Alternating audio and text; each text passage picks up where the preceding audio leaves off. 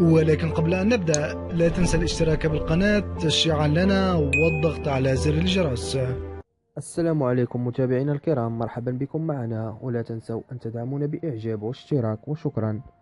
يقول ماجد لشهد بكل وقاحة: تأتينا إلى مكتبي. فقالت له: لم أجد أي خيار آخر إلا هذا. فقال لها ماجد: أنا لست مصدوم وأتوقع منكم أي شيء.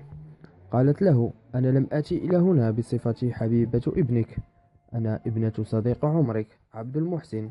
وقال لها ماجد: عبد المحسن مات وصداقتنا ماتت من زمان. وقالت شهد: ولكن في شيء ثاني وهو الحب، وأكيد جربته في حياتك، ولهذا أطلب منك أن تسمعني. ذهب منصور إلى فهد في المقهى وهو متعصب، وقال له: من سنين وأنت تتعامل معنا كأنك الأعقل فينا، وفي الأخير تضع يدك مع يد عدونا. وقال له: لم يعد عندك لا ضمير ولا كرامة.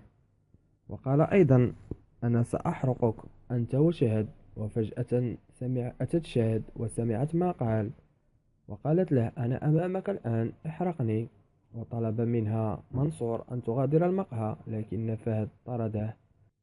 فقال له منصور: هل تطرد أخوك من أجل هذه الفتاة؟ السلام عليكم.